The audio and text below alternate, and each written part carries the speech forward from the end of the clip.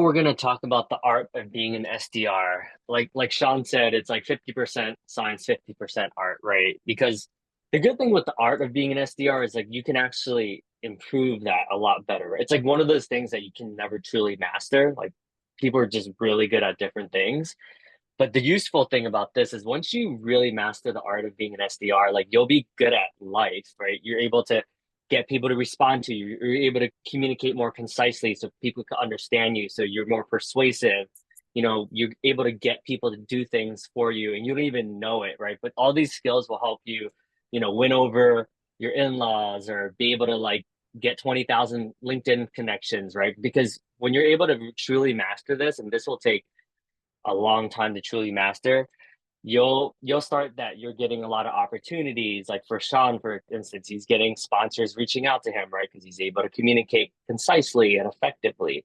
Obviously, it's a work in progress. This didn't happen overnight, but if you're really good at it, the world of possibilities will open. You'll have speaking engagements, you'll be able to get interviewed on podcasts every week, right? You'll go to conferences where you're the keynote speaker and people are listening to you. People are paying for your workshops, right? So this is something that I'm trying to plant the seed that long term, it's going to be a bit of a grind, but if you truly master it, the world is your oyster, truly.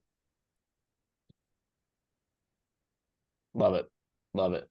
Um, yeah, I think on the art of being an SDR side, I mean, man, I couldn't really have said it better. You can always continue learning.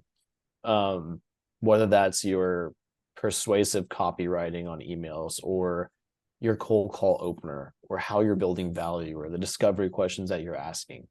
You're always going to get better, and you're going to get better through mostly just repetition and having some experience.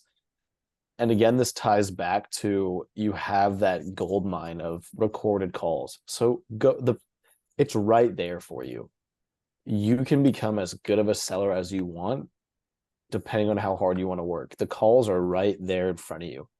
So when it comes down to the art and becoming better at your role, like, are you willing to work hard at it? Are you willing to go through different call recordings and make that your own? It's right there for the taking. You just have to be open to teaching yourself. And even if you're already a good SDR, you can always get better. Trying new things, being more creative. It's a never ending ongoing thing. I mean, I just got promoted to our commercial AE uh, team at my company, and I'm completely reinventing the wheel on how I'm approaching certain things. Like it never ends. The top enterprise reps, the top strategic reps, they're continuously learning. They're front row at any sales seminar that you might be at because they want to get better, right? That's what it's all about. So even if you're crushing it, you can always get better. And a lot of that's just going to come with time, and if you're willing to kind of put in the work, because it's there for you if you want it. Just to double click on that, just to elaborate on that. This might overwhelm some people, might scare some people, but I'll just give you like a day in the life of people who are like truly committed to the craft, right? There was a girl named Cassandra when I worked at Trinet.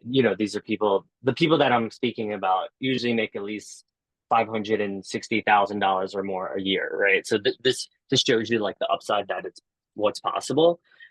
This girl, like literally on the way back from her train going back to Brooklyn, she would like literally study like terminologies on medical insurance, like understand the plans of like what's the difference between plans in Texas versus the health insurance plans in California, right? All the latest regulations, like Google alerts. It's like, hey, like this is rolling out this year. So she was such a subject matter expert, right?